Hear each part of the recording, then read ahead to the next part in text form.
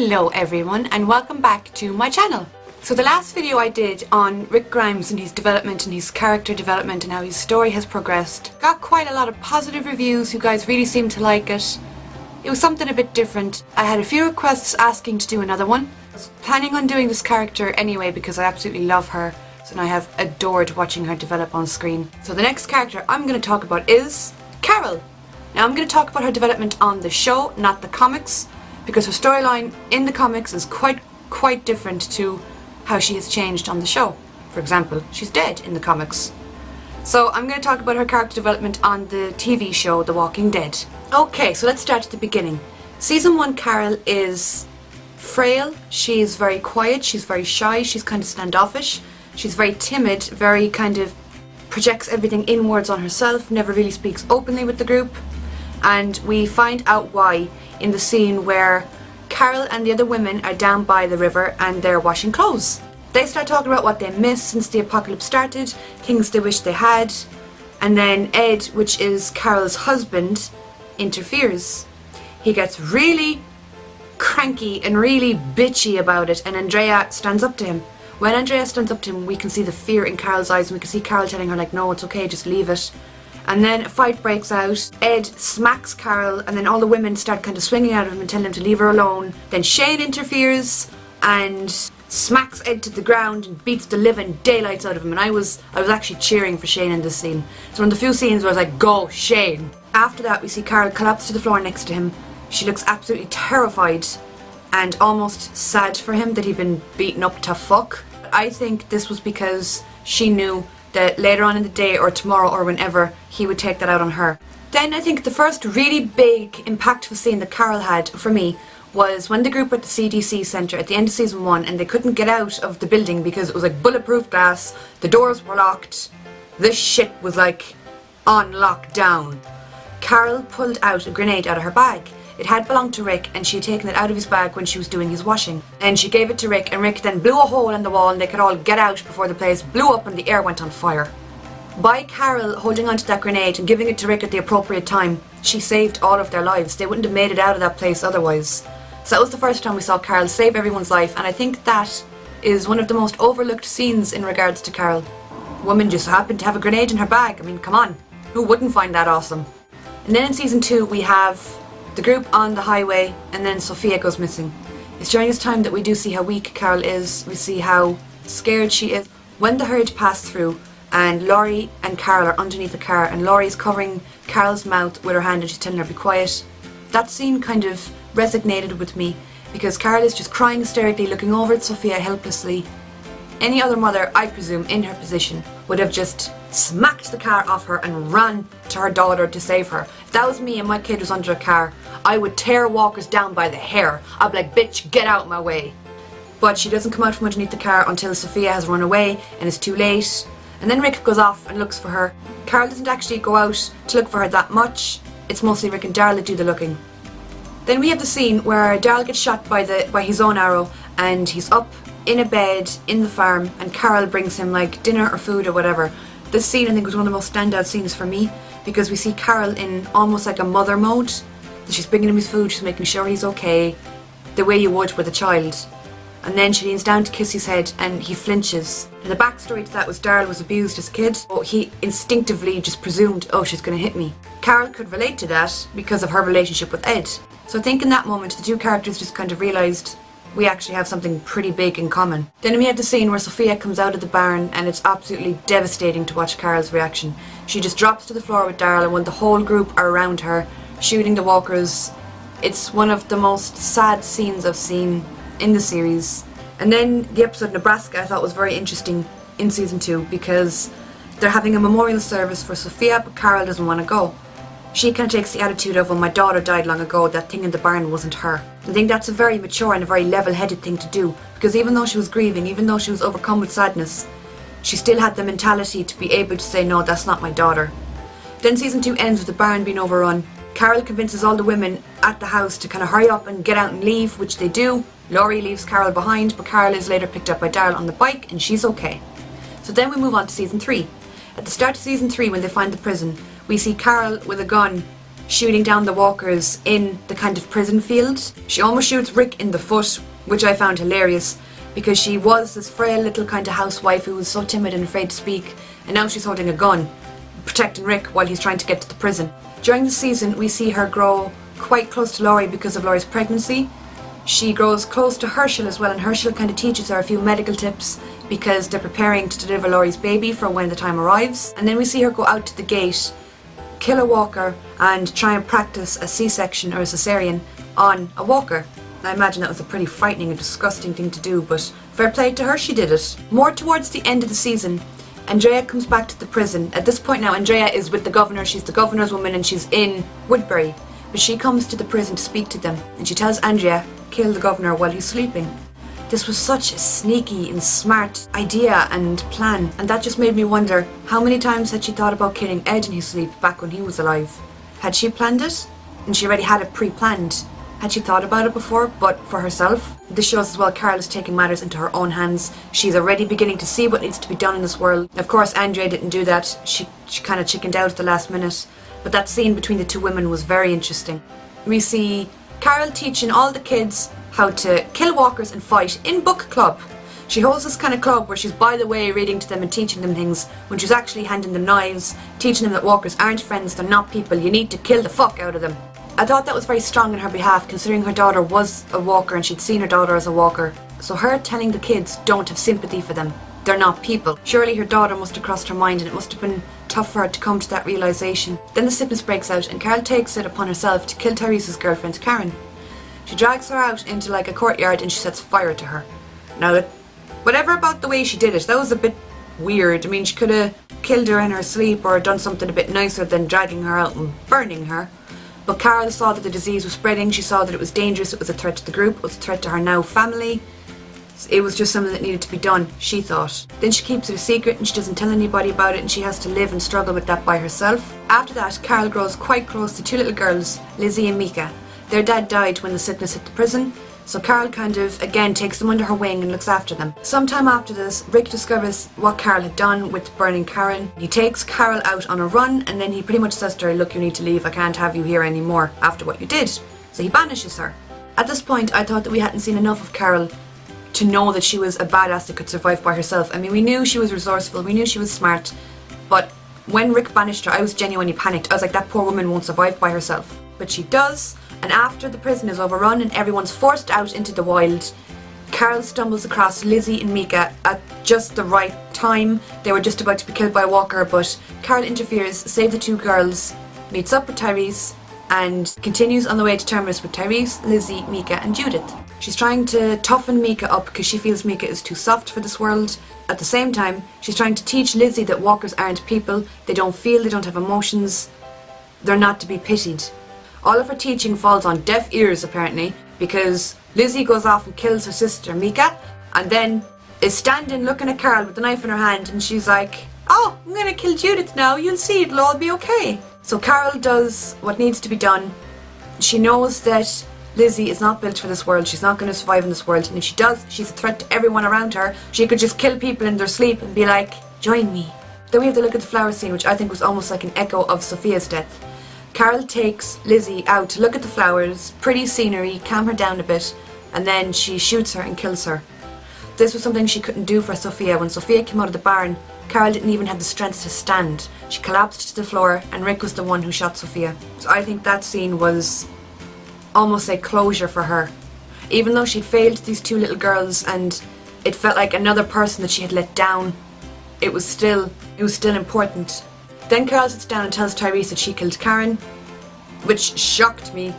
I mean, this scene to me showed me that Carol didn't really care for self-preservation. When she told Tyrese she was in the house on her own with him, there was every chance he could have killed her. He could have turned on her and gone, you know, you killed my girlfriend, fuck you, and killed her, but he didn't. But Carol didn't know that at the time. So her telling Tyrese was literally taking a gamble with her life. Now it's at Terminus that we see kick-ass, badass Carol kick right into gear. She arrives at Terminus, covers herself in walker blood, disguises herself so she won't be seen, and blows up a tank just outside Terminus, which leads to Rick and the group getting free. If it wasn't for Carol arriving at that point, everybody would have died. She'd been banished from this group, she'd been turned away, but she still risked her life to save them. That showed how fearless she was and how smart she was. Then we get to see the group reunite. Tyrese gives Judith back to Rick, and it's just such a lovely moment where everybody hugs and realises they're all okay, they're all alive, they're back together again. Then there's the scene where Carol and Daryl speed off in a car looking for Beth. Beth had been taken captured.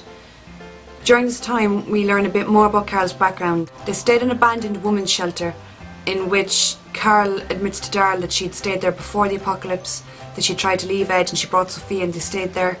And now that she's kind of revisiting her past and how far she's come and where she is now, that now she's the one running, trying to save somebody instead of running from fear. Then Carol is knocked down and brought to the hospital where Beth is, and she meets Dawn. Carol makes it out of the situation alive, thankfully, but Beth doesn't. Beth ends up being shot by Dawn. Then when the group make it to Alexandria and she's interviewed by Deanna, she goes into kind of den mother mode. He's so smiley and bubbly and kind, and she's like, oh, you know, I love baking, I love doing housework. And it's so different to the Carol that we've grown accustomed to seeing. This Carol who will kill pretty much on command if it needs to be done, who will run out into the night to try and find somebody or help somebody. This Carol who can survive by herself, who doesn't need anybody to look after her. Then we see her pretend to be season 1 Carol again, where she goes into Susie homemaker mode. She's all charming and nice, and it was kind of confusing to watch until we find out that she was planning on stealing the guns from the armory. She goes outside the walls of Alexandria with Rick and Daryl, and she tells them that she thinks they should try to get guns from the armory just in case something ever happened. What a smart move on her behalf! I was like, there's Carol! And during this time as well, she strikes up kind of a weird friendship with Sam, who's the child. She bakes some cookies. She has this big talk to him about how the monsters are outside, and it's kind of echoing what she'd said to the kids back when she was teaching them how to defend themselves at the prison, where she's kind of telling him they are scary, but you know, you need to deal with it. Then she discovers that Jesse's husband Pete is abusive, and Pete is Sam's father. So she goes over to his house with like a casserole, and she's all smiles and polite until he closes the door. Then she pulls a knife on him, and she says to him, you know, I could kill you, I could make it look like self-defense. Again, badass Carol, go girl. But to me this was echoing what she had thought about so many times with Ed. Every time he had beaten her, every time he had hit her, she sees this abusive piece of shit bully in front of her, and he's like an Ed 2.0. So by saying this to Pete, it's almost like closure for the Ed chapter of her life. Then we have season 6 Carol. She's a lot darker in season 6. She's a lot more extreme. We see her drop the Susie homemaker facade when the wolves break into Alexandria. She comes out on ninja with the thing up over her mouth, the W on her head. She can move throughout the wolves pretty much undetected and kill as many wolves as she can. This is kind of like the hide in plain sight thing that she'd been doing all along. She'd always been a badass, she'd always been strong, but she had just adapted to her surroundings no matter where she was. If she needed to be in Susie homemaker, she'd do it. If she needed to be a ruthless, sneaky killer that nobody can detect, she could do it. Then she has a big conversation with Morgan when Morgan captures the wolf and hides him. Carol is having none of it. She's like, no, we need to kill him, we can't have him here. This shows that she is almost slightly losing touch of her humanity, just a small bit, that her first reaction would be kill him. And plus, now that she's up against Morgan, such a peacemaker, the contrast between those two characters is so striking. You have Morgan on one end of the spectrum saying, no, all life is precious, can't kill him. You have Carol who's just like, kill him now. Then the story that she had told Sam about being eaten by the monsters comes true. Sam is killed. Jesse is killed when they're all trying to make their way through the herd that had ambushed Alexandria. Then we see Carol start keeping a journal. She has a little diary by her bed that she writes down the names and keeps track of everybody that she's killed. I thought that was quite an important scene for her character because it shows that she isn't heartless, she isn't ruthless, she isn't a sociopath or a psychopath. She has a little book of people that she's killed. She feels every kill. It haunts her almost. Then we see the little relationship thing that she had with Tobin. Now admittedly, even though it did annoy me when I saw her kiss Tobin, I understand why. Carol couldn't get into a relationship with anybody that she knew, because if she was close to them intimately, like psychologically, they'd know her. They'd know you're actually not okay at the moment, and they'd start questioning her. Tobin didn't know her. He didn't know her as well as the other people did, which is why striking a relationship with him would be safe. She could lie to him, she could keep him at a distance. Then when she's taken captive with Maggie, we see that she has honestly broke down. She takes the rosary bead from one of the dead people in the room, and she has almost like a panic attack. Turns out that was a facade to trick the women into thinking that Carol was weak. She's clearly not a threat, we don't need to worry about her, she's not going to try anything. But when we see her hesitate to kill Paula, that's when we see that Carol has actually slipped a little bit. She begs Paula to leave, she says, you know, just get out of here, that pretty much she doesn't want to kill her. Then we see the other woman come into the hall and she attacks Maggie. Carol stands there with her gun pointed at her, but she hesitates.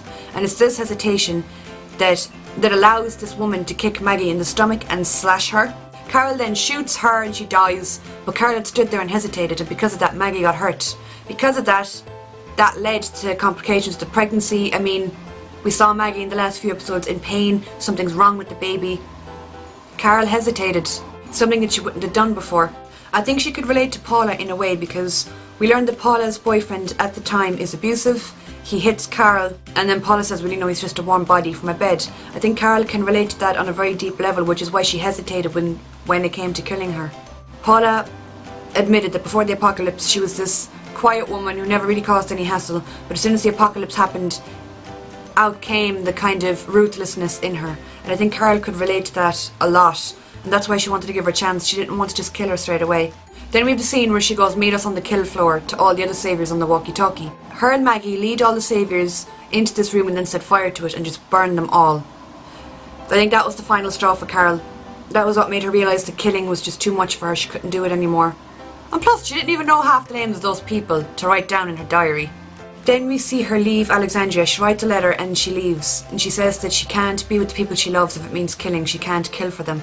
And she knows fully well if she was faced with a threat, she'd kill for the group or for Alexandria, and she doesn't want that anymore. I think she's seen enough horror and enough destruction to last her a lifetime, and she doesn't want any more of it. She'd rather be by herself and survive alone than go through the complications of trying to love somebody. We see on her drive out of Alexandria, she comes across a group of saviours that just shoot at her car for no fucking reason. People are rude in this world. Again, she pulls the I'm just a frail little woman card and they kind of dismiss her as a threat, but then they go to shoot her and they threaten Alexandria.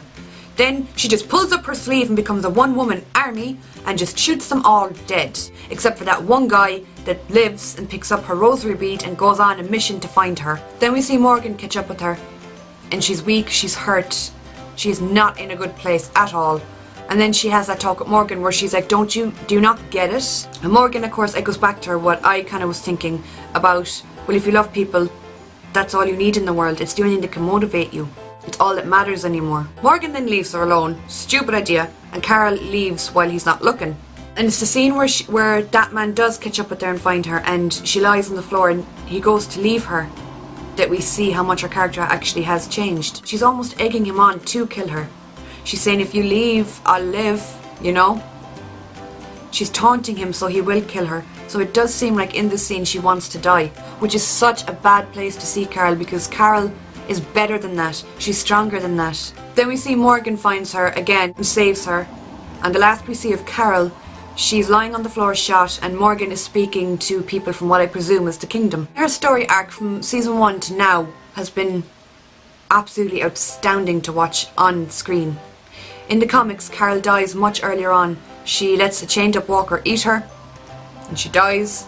I'm so happy they didn't do that with her in the show, because she's become this fascinating woman to watch, constantly struggling with herself, constantly struggling with her beliefs. Like Scott Gimple said, the apocalypse didn't make her strong. It showed her that she always was strong. And I loved that, because everyone's all saying Carol turned into a badass. She always was. She always was a fighter. In her mind, she always was this fierce warrior that she needed to be, but she couldn't express it. One of my favourite quotes from Carol is, you kill or you die and you kill. That was her mentality a bit earlier on, where she's saying you have to fight to stay alive. That's what the world has become now. And if you don't do that, you will die and you will come back as a walker and cause other people pain. To see her go from that quote to actually leaving her group because she's afraid to hurt anyone, she's afraid to kill for anyone she loves, it's stunning. Like, the relationship she has with Rick has been complex since day one. She kind of blamed Rick for leaving Sophia that day in the forest, but she kind of forgave him and she understood he did the best that he could. Then at the prison, when he was kind of giving her the guns and telling her, you know, you can do this. Then we have Rick banishing her, which was a turning point in their relationship, because he was saying that she was a threat, that he couldn't have her there anymore. But the fact that she came back to save them when she knew that they needed her, that says a lot about her character. And that was when Rick cemented her as like a permanent, solid member of the family. Then we have the relationship that she has with Daryl, which a lot of people have picked up on, and I do love watching their relationship. I'm not decided as to whether it's romantic or platonic, but I love watching the relationship on screen. The key moments when Daryl kept going out looking for Sophia and wouldn't give up. You could see how much Carol appreciated that. When she was at her worst and was losing hope, he gave her the Cherokee Rose and told her the story behind that. Then he was the one that kind of caught her when Sophia came out of the barn, and he comforted her. He was the one who saved her from the farm at the end of season 2. And she was the one who brought him up food, and then when she kissed him on the cheek, we have that moment where they both just realise that they've both experienced the same horrible abuse, and they bond in that woman's shelter. We see Daryl pack a book, like a self-help book, into his bag, where it's like how to kind of overcome your past and overcome being abused.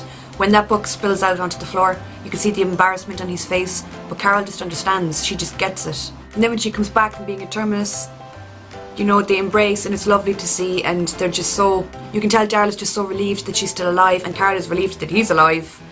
She had picked up a few other things in Terminus that had been taken off them, and she gives them back to them.